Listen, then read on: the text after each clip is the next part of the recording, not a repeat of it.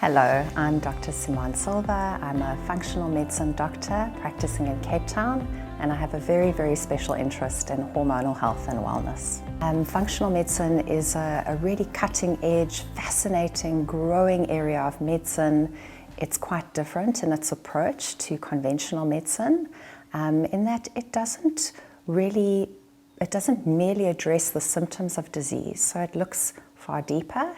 It likes to identify the root cause of problems, and it strives to keep the body in a state of balance. So it also really appreciates that we can feel unwell or have a loss of health without necessarily being diseased, and work to correct that. So one of the fascinating things about hormonal health, we often think about hormonal health as really just involving estrogen and progesterone, our sex hormones. And we often think about menopause as being a similar experience. It's the loss of these two female hormones. But actually, we need to really have a much broader view of the experience of menopause and our hormonal health, because we have a whole bunch of other hormones in the body that are just as critical, that are performing many important functions. And they often do go a little bit wonky after menopause. So it's really important to be aware of these other hormones and how they change after menopause to be in complete control of your menopausal journey.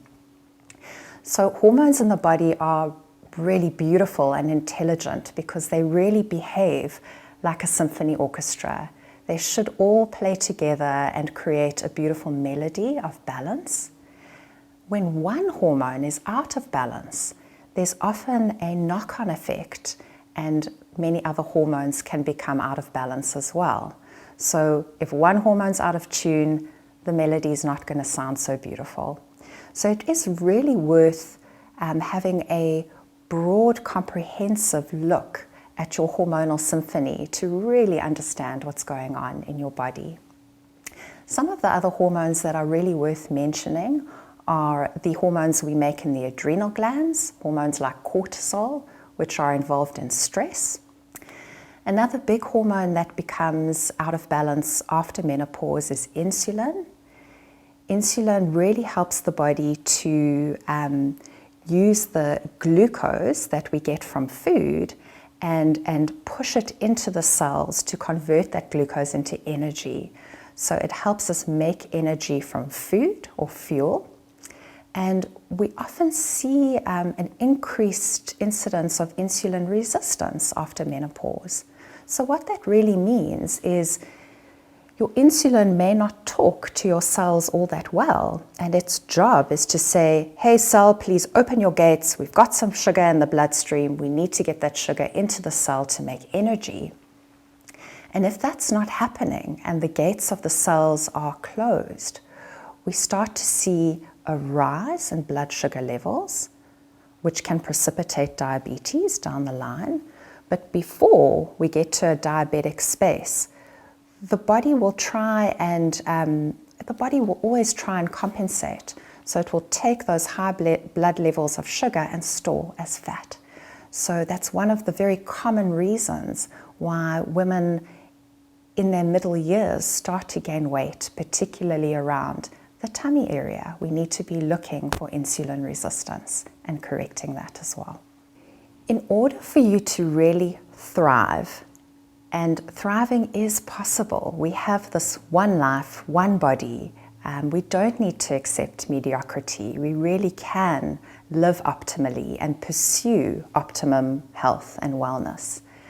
I think the journey towards achieving that state is first and foremost just know your body. Know your body. Know that it is an intelligent system of systems. And these systems are talking to each other all the time. You're not just a heart that needs to see a cardiologist or a brain that needs to see a neurologist. All these systems are talking. We need to understand the relationship between all these systems. Lifestyle measures are incredibly important.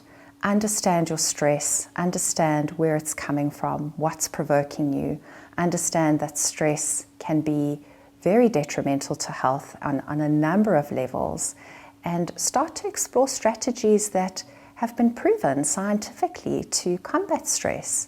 Simple things like meditation, listening to music, creative endeavors make a big difference in the body.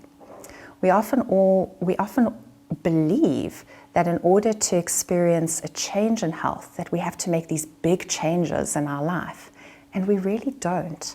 Small changes make a big difference. Eat well. Nutrition is incredibly powerful, as we know.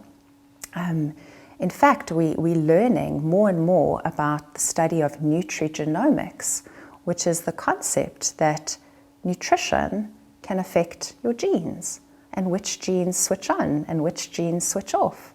So it takes nutrition to a whole other level, because we can really choose to eat foods that are switching off genes that control inflammation, for example, or we can choose to eat foods that switch on inflammation in the body.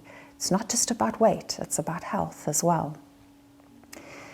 So know your body, eat well, exercise if it brings you pleasure and joy. It is good for cardiovascular health. We need to re-engage. What's happening in my body? How am I really feeling? How would I like to feel? And how do I get there? Because we can. It is possible to thrive during menopause and experience optimal health along your menopausal journey. There are treatment options available, both medically and in terms of lifestyle, and it's important to really understand all of them. Some women may choose to use medical options alone. Some women may choose to use lifestyle or nutraceutical or natural options alone, and some women may choose to combine strategies. There's no right or wrong.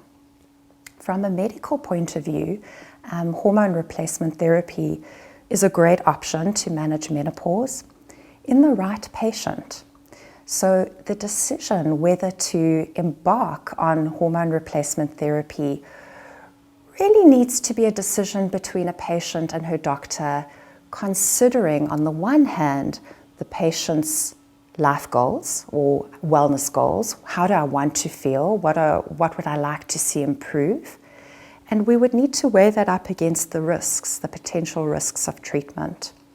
But in terms of efficacy for menopausal symptoms like hot flushes and night sweats, hormone replacement therapy is definitely the gold standard and addresses these issues extremely well. From a non-hormonal side or a non-pharmacological side, there are lifestyle measures and nutraceutical options that can also be explored, with risks and benefits there as well. If we look at the non-hormonal options for women to explore, so not every woman can use hormone replacement therapy. Some can't for medical reasons. There may be a history of breast cancer, for example, and some women, after evaluating their risks and benefits, may decide or elect not to use hormonal therapy. So once that's aside, we can look at natural therapies. The one is diet.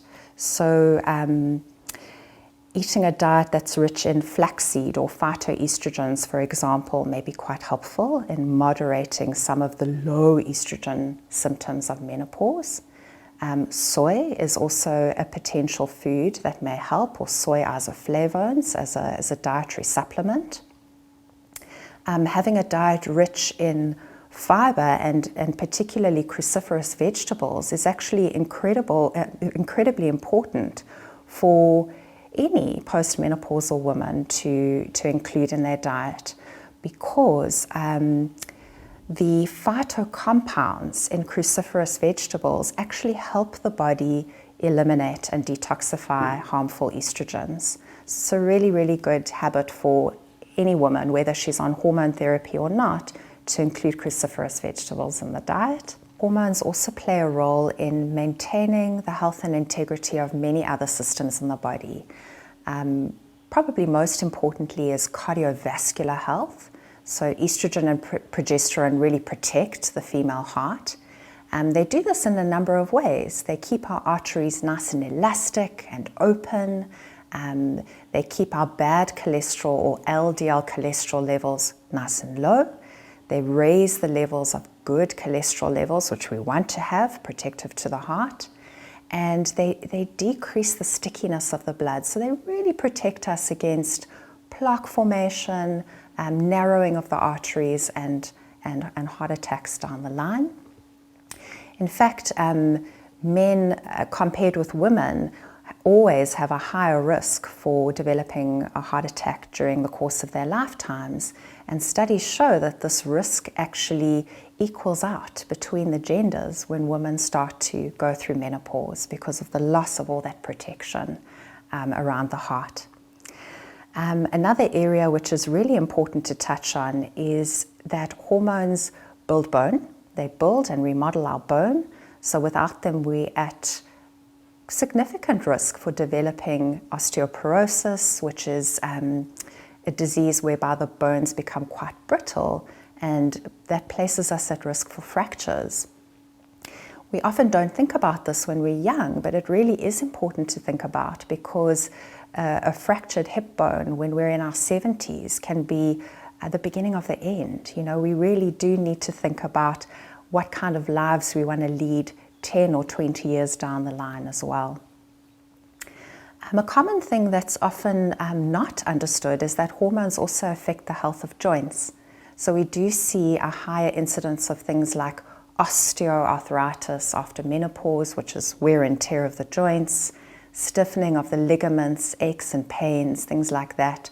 Pain at the base of the thumbs is a common sign of hormonal deficiency, and often we don't connect this to our changing hormonal landscape.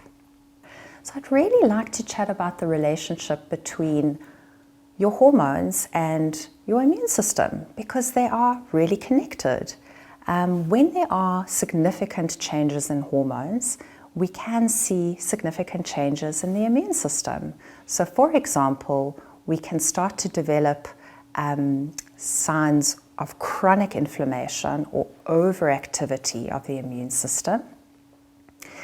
Estrogen and progesterone really modulate how the immune system works and behaves. A good example of this is actually pregnancy. So when we're pregnant and our hormone levels are quite high, we are in more of a protected space immunologically, because it's nature's way of trying to keep the body and the baby as safe as possible.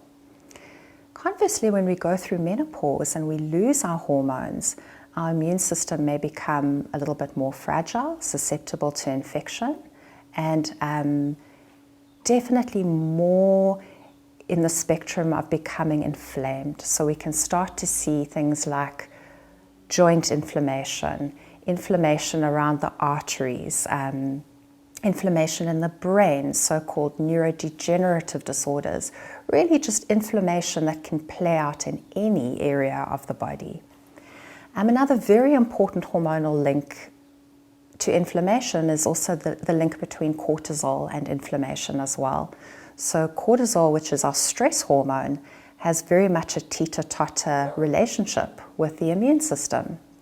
So when cortisol is really high, when we're really stressed, it's like taking cortisone, the tablet. So we often use cortisone, the tablet, to suppress the immune response or dampen down an allergy or get rid of an ache or a pain in a joint. And the body's natural cortisone behaves in the same way.